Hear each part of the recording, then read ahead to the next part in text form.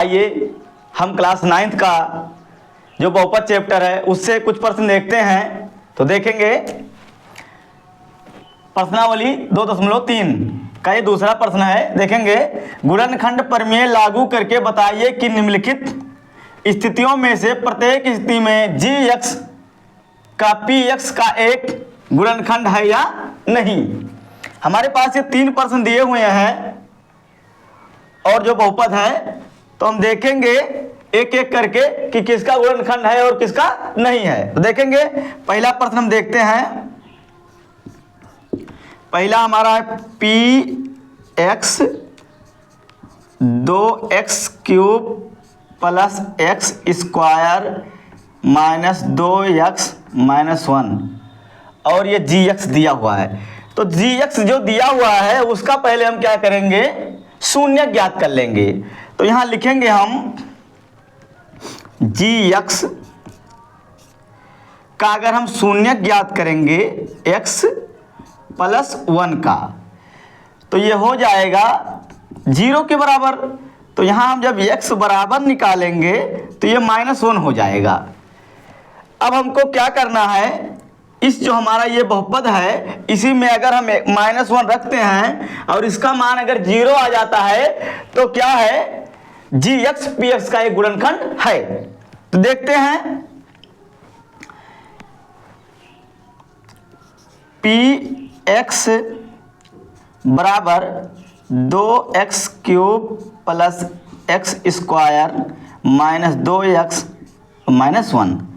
हमारा जो शून्य का आया है वो -1 आया है और x की जगह पे हमको उसको रख देना -1। अब -1 जहां जहां x होगा वहां पर क्या कर रख देंगे, -1 रख देंगे। तो 2 और -1 पे क्यूब प्लस -1 पे स्क्वायर माइनस 2 और फिर ब्रैकेट में -1 और -1। इसको हल करेंगे तो देखेंगे अब ये 3 बार मल्टीप्लाई करेंगे तो माइनस में आ जाएगा। तो माइनस ये हो जाएगा 2, -2 एक अन्य 2 -2 और ये 2 बार मल्टीप्लाई करेंगे तो प्लस हो जाएगा और यहां हो जाएगा +1। ये देखेंगे माइनस माइनस का प्लस तो 2 एक अन्य 2 और ये क्या है -1 है। इसको जब हल करेंगे तो देखते हैं जो प्लस वाला होगा वो जुड़ जाएगा, जो माइनस वाला होगा वो जुड़ जाएगा। तो देखते हैं 2 1 3 और माइनस लगाएंगे -2 1 -3। तो यहां हम देखते हैं 3 में से 3 जाएगा तो ये 0 हो जाएगा। अब यहां हम लिखेंगे अतः g(x) p(x) का एक गुणनखंड है। अतः g(x) p(x) का एक गुणनखंड है। क्यों? क्योंकि ये 0 आ गया। जब हम बहुपद में इसके शून्य का मान रखेंगे और वो 0 प्राप्त हो जाएगा तो हम समझ जाएंगे कि क्या है, ये इसका एक गुणनखंड है। अब हम दूसरा देख लेते हैं। यहां दूसरा क्या है हमारा, ये है p(x) बराबर बहुपद जो दिया हुआ है वो है x³ plus 3x² plus 3x और +1 और जो हमारा ये दिया हुआ है g(x) तो यहाँ g(x) का हम बहुपद वो शून्य निकालेंगे तो g(x) बराबर दिया हुआ है x + 2। अगर हम इसको करेंगे यहां यही लिख लेते हैं, निकाल लेते हैं 0। तो अब हम x का मान अगर निकालेंगे तो ये -2 आ जाएगा, क्योंकि प्लस से उधर जाएगा तो ये माइनस हो जाएगा। अब हम देखते हैं हमको g(x) बराबर जो मिला है -2, तो इसमें हम क्या करेंगे, उसको रख देंगे। तो यहां रखेंगे p और -2। हमको जहां जहां 2 x मिलेगा वहां क्या रख देंगे, हम -2 रख देंगे। और इसको हल करेंगे तो यहाँ -2 पे क्यूब प्लस 3 -2 पे स्क्वायर प्लस 3 -2, अच्छा यहाँ कुछ छूट रहा है, +1 छूट रहा था, ठीक है, और फिर +1। अब इसको हम हल करेंगे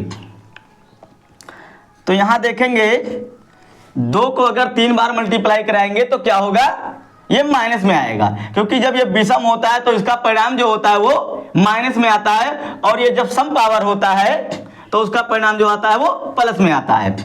तो ये हो जाएगा -8। अब देखेंगे ये 2 बार है तो प्लस में हो जाएगा, तो 4 तिहा 12, 2 दूना या 4 और 4 तिहा 12। अब ये देखेंगे माइनस और प्लस का माइनस, और 2 तिहा 6, और ये +1 है, माइनस माइनस में जुड़ जाएगा और प्लस प्लस में जुड़ जाएगा, जोड़ेंगे देख लेते हैं हम। तो 8 और 6 14, तो -14, और 12 1 13, तो यहाँ हमारा जो आएगा -1 आएगा। इसका मतलब ये जो है अतः GX PX का एक गुणनखंड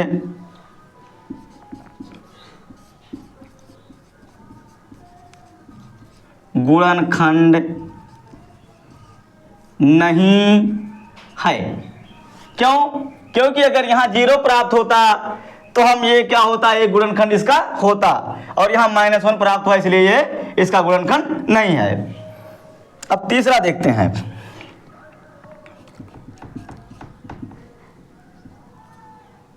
तीसरा क्या है, यह है PX बराबर x³ minus 4x square plus x plus 6, और ये जो हमारा GX दिया हुआ है, यहाँ GX बराबर जो दिया हुआ है वो x -3, और अगर हम यहाँ निकालेंगे इसका जो शून्यक निकालेंगे तो ये हो जाएगा इसके बराबर 0, तो x बराबर ही हो जाएगा, सॉरी माइनस से उधर जाएगा तो ये क्या हो जाएगा, प्लस हो जाएगा। अब यही जो +3 है यहाँ हम इसमें रख देंगे, तो रखेंगे PX की जगह पे 3, तो यहाँ 3 पे हम क्या करेंगे, क्यूब लगा देंगे, और -4 गुणे, अब यहाँ हम ऐसे भी लिख सकते हैं, गुणे 3 पे स्क्वायर, और +3 + 6। अब इसको हल करेंगे, तो इसको जब हल करेंगे तो 3 त्रिक 9 त्रिक 27, और 3 त्रिक 9, और 9 चौक 36, -36। अब देखेंगे, अब यहाँ देखते हैं 3 और 6 क्या हो जाएगा, +9 हो जाएगा, जोड़ लेंगे हम। अब यहाँ हम देखते हैं प्लस प्लस जोड़ लेंगे और माइनस माइनस जोड़ लेंगे, तो 27 9 7 16 के 6, और 2 1 3, और -36। अब यहाँ 36 में 36 जाएगा तो ये हो जाएगा 0। अब यहाँ लिखेंगे अतः